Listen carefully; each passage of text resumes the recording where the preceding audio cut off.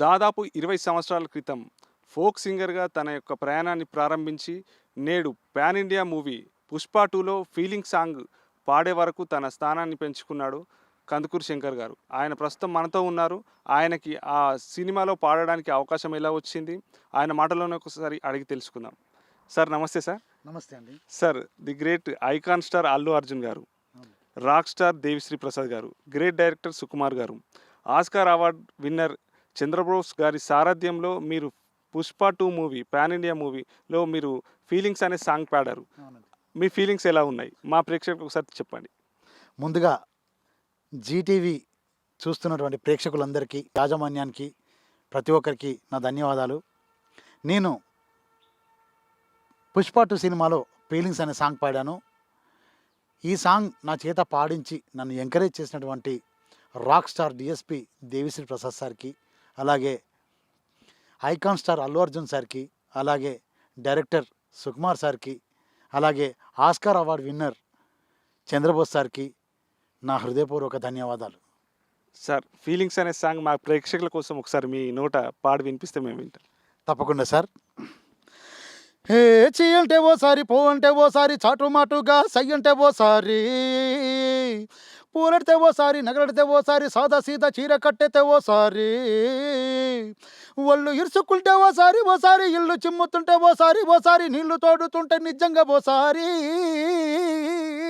వచ్చుండాయి feelings, వచ్చుండాయి feelings, వచ్చి వచ్చి చంపేస్తుండాయి ఫీలింగ్స్, ఫీలింగ్స్, వచ్చుండాయి ఫీలింగ్స్, వచ్చుండాయి ఫీలింగ్స్, వచ్చి వచ్చి చంపేస్తుండాయి ఫీలింగ్స్, ఫీలింగ్స్, మల్లిగ బాణం దయ్యంబుగలో, కన్మున తుంబుగలో, అంబిలి పూనిల నాంబుగలో, పుంజిరి తుంಬಿಗಲೋ, ಮುಲ್ಲ ಮಲರ್ಮನಿ ಚೆಂಡುಗಲೋ, ನಿನ್ಮನಿ ಚುಂಡುಗಲೋ, తెంతిన ఎత్తున వండుగలో, పొంగిన తుండుగలో, రోటి పచ్చడి నువ్వు నూరుతున్నప్పుడు, బయట తోటి చెమట నువ్వు తుడుసుకున్నప్పుడు, దండానని చొక్క ఆరేస్తున్నప్పుడు, నీ ఒంటి వాసన తెగ గుర్తొస్తున్నప్పుడు, రెండు చేతులెత్తి జుట్టు ముడిచినప్పుడు, దిండు కత్తుకొని పడుకున్నప్పుడు, అలసిపోయి నువ్వు ఆవలించినప్పుడు,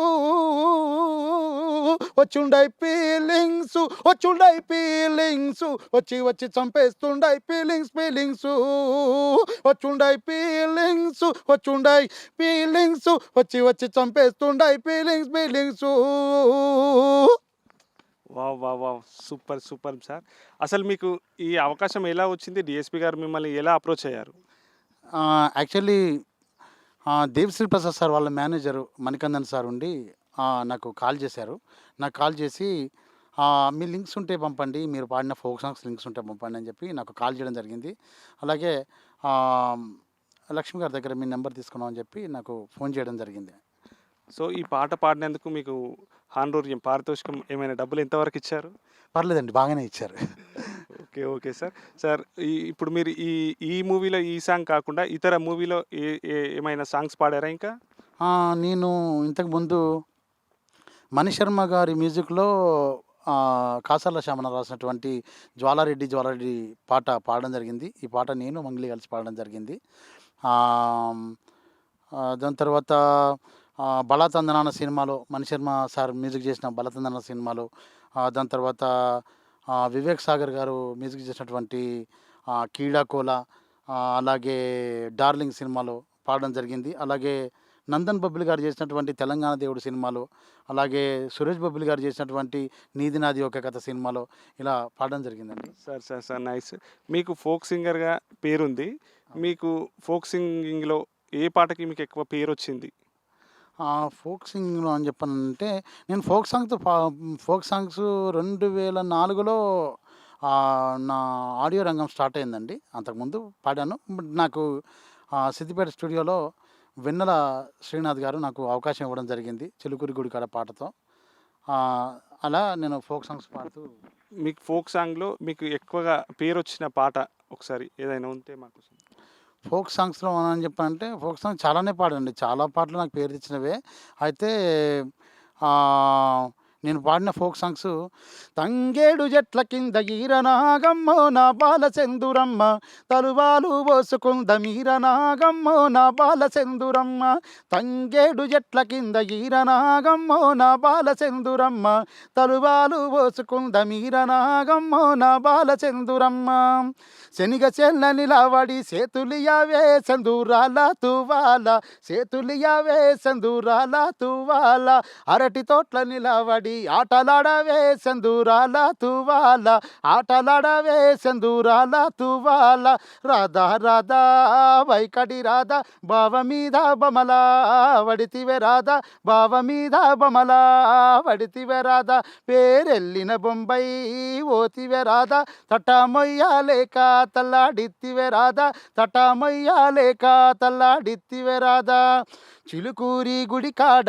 చిలకోన చిలక నిన్ను చూసి మనసు చిన్నబోయ చిలకోన చిలక చిలుకూరి గుడి కాడ చిలకోన చిలక నిన్ను చూసి మనసు చిన్నబోయ చిలకోన చిలక జిన్ను పయంటేసుకున్న పోరి చూడు మామగా పోరి చూడు మామ అరే గౌలి గూడ గల్లి దాటి ఎల్లుతుంది బామా నన్ను చూసుకుంటా మామ జిన్ను పయంటేసుకున్న పోరి చూడు మామగా పోరి చూడు మామ అరే గౌలి గూడ గల్లి దాటి ఎల్లుతుంది బామ నన్ను చూసుకుంటా మామ జాల జాలరి గల్నే జాలవరి గల్నే సందా మామయ్యలో జాలవరి గల్నే సందా మామయ్యలో జాల జాలరి గల్నే జాలవరి గల్నే సందా మామయ్యలో జాలవరి గల్నే సందా మామయ్యలో ఇలా చాలా పాటలు పాడడం జరిగిందండి. Super super sir.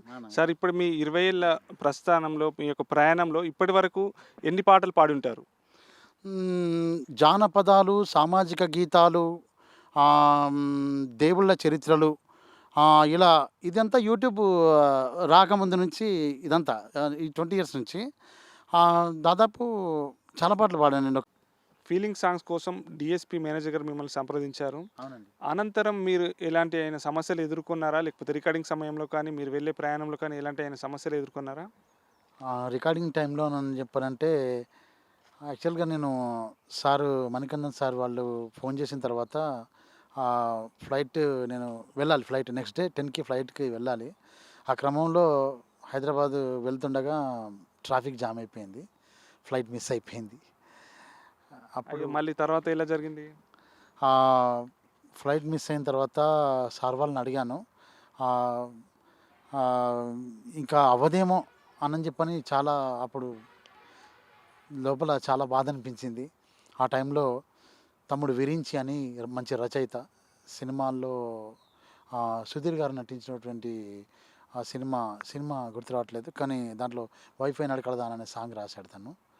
ఆ తమ్ముడు నాకు చాలా హెల్ప్ చేసి, అంటే అన్న ఉండండి వెళ్ళకండి, సార్ వాళ్ళని మళ్ళీ అడిగి చూడండి ఒకసారి అని చెప్పని నాకు చెప్పటం, నేను మళ్ళీ సార్ వాళ్ళకి మణికందన్ సార్ వాళ్ళకి కాల్ చేసి సార్ ఇట్లా ఫ్లైట్ మిస్ అయిపోయింది సార్ అని చెప్పానంటే వాళ్ళు పెద్ద మనసుతో మళ్ళీ వాళ్ళు నాకు టికెట్ వేయటం, నేను మళ్ళీ వెళ్ళి అలా దేవిశ్రీప్రసాద్ గారి చొరవతోని నేను పాడడం అనేది నాకు నిజంగా నేను మర్చిపోలేని అనుభూతి ఇది నిజంగా. మీలో సింగింగ్ ఉందని చెప్పి, అంటే ఈ యొక్క టాలెంట్ ఉందని చెప్పేసి ఎవరు గుర్తించారు, మీకు ఎవరు ప్రోత్సహించారు మిమ్మల్ని ఈ రంగంలో? అయితే మాది వచ్చి సిద్దిపేట జిల్లా ఉస్నాబాద్ అండి. మా ఉస్నాబాద్లో నేను చిన్నప్పటి నుంచి, అయితే యాక్చువల్గా అమ్మ కూడా సింగర్, పొలంలో తను పాటలు పాడుకునేది. అమ్మ వారసత్వం నాకు వచ్చింది.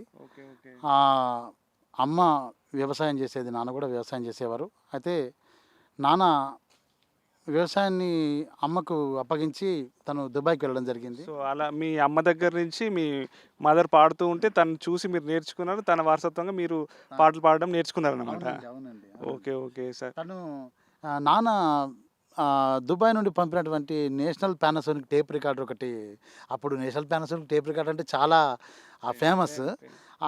దాంట్లో అమ్మ శబ్దగ్రహణ చిత్రాలు విన్నదన్నమాట.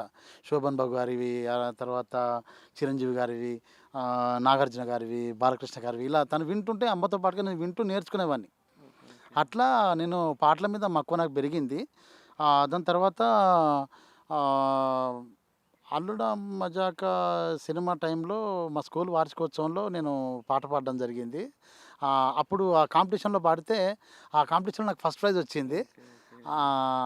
అప్పుడు మా దానికి మా Husna public schools Fazul Rehman sir గారు మురిసిపోయి నన్ను వార్షికోత్సవంలో 'అమ్మను మించి దైవం ఉన్నదన్న' పాట ఆయనకు చాలా ఇష్టం నేను ఆ పాట పాడితే. ఆ పాట 'అమ్మను మించి దైవం' ఉన్న పాట నాకు ఫస్ట్ నేను చాలా చోట్ల పాడేది. అలాగే చిరంజీవి గారి 'జీవితమే ఒక ఆట', 'సాహసమే పాట' ఇట్లాంటి పాటలు చాలా పాడుకునేవాడిని. సో చిన్నప్పటి నుంచే మీరు పాటలు పాడడంలో ట్రైన్ అయ్యారు, నేర్చుకున్నారు. అవునండి. అవునండి. ఓకే. తెలంగాణ ఉద్యమ సమయంలో అవును. ఉస్మానియా క్యాంపస్‌లో 'ఉదయించిన కిరణం' అనే సాంగ్ మీరే పాడారని చెప్పి తెలిసింది. అది అవును. మీరే పాడారా? అవునండి. నిజమండి. ఈ పాట ఆహ్, 'నల్లగొండ ముద్దుబిడ్డ' అభినయ్ శ్రీనివాస్ గారు 'గోరింటాకు నవవసంతం' సినిమాలకు రాసిన మంచి రచయిత. ఆయన రాయడం జరిగింది.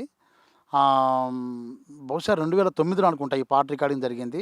గజ్వెల్ వీరన్న స్టూడియోలో. ఇప్పుడు అన్నయ్య అక్కడ అమూల్య స్టూడియోగా పేరు పెట్టి హైదరాబాద్‌లో తను నడిపిస్తున్నాడు. అన్నయ్య వాళ్ళ స్టూడియోలో ఈ సాంగ్ నన్ను అభినయ్ శ్రీనివాస్ అన్న పాడించడం జరిగింది. ఆ పాట ఒకసారి ఆ ఉద్యమ సమయంలో ఆ పాట ప్రతి చోట మేము విన్నాము. 'బతుకమ్మ' సాంగ్ కూడా మీకు మంచి పేరు తెచ్చిందని చెప్పేసి విన్నాం. అవునండి. అవునండి. 2015లో రిలీజ్ అయిన 'బతుకమ్మ' సాంగ్ ఇది ప్రపంచవ్యాప్తంగా ఉన్న తెలుగు ఆడబిడ్డలందరినీ అలరించిన పాట. నిజంగా ఈ పాటను ఆదరించిన ప్రతి ఒక్క తెలుగింటి ఆడబిడ్డలందరికీ నా హృదయపూర్వక ధన్యవాదాలు. ఈ పాట కీర్తిశేషులు కందికొండన రాయడం జరిగింది. ఈ పాటకి సురేష్ బొబ్బిలి గారు మ్యూజిక్ చేయడం జరిగింది. దామోదర్ గారు దీన్ని దీన్ని పర్యవేక్షణ చేయడం జరిగింది. అలాగే కందుకూరి అనిల్ గారు కొరియోగ్రఫీ చేయడం జరిగింది. నేను తేలివిజక పాడడం జరిగింది ఈ పాట. పచ్చ పచ్చని పల్లె పచ్చాని పల్లె మబ్బుల్లో లేసింది, వాకిళ్ళు ఊడ్చి ముగ్గుళ్ళు పెట్టింది, అందాల బొడ్డెమ్మ వాకిట్లో పెట్టి చైలెత్తి మొక్కింది, కాపాడమంటూ గౌరమ్మ నడిగింది.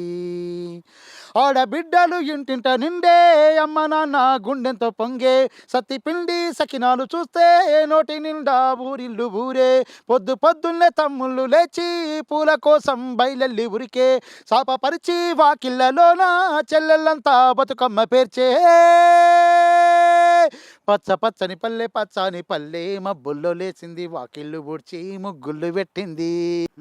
సామాజిక గీతాలు కూడా మీరు చాలా పాడారని చెప్పేసి విన్నాము. సామాజిక గీతాలంటే నాకు సిరిసిల్ల సత్తారన్న స్టూడియోలో మత్స్యదేవన సాంగ్, దానికి నామదేవ్ గారు మ్యూజిక్ చేయడం జరిగింది. చాలా మంచి పాట.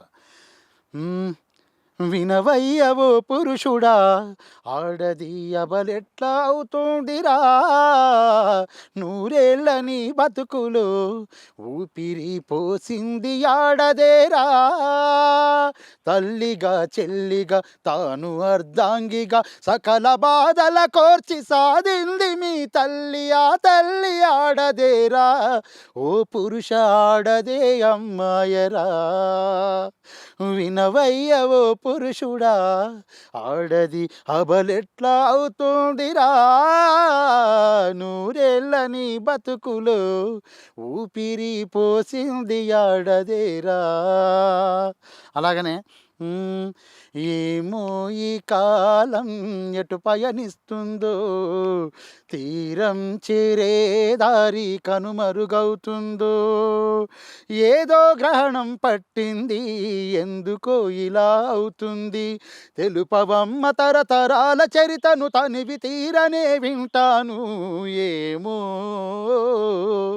ఏమో ఈ కాలం ఎటు పయనిస్తుందో, తీరం చేరే దారి కనుమరుగవుతుందో.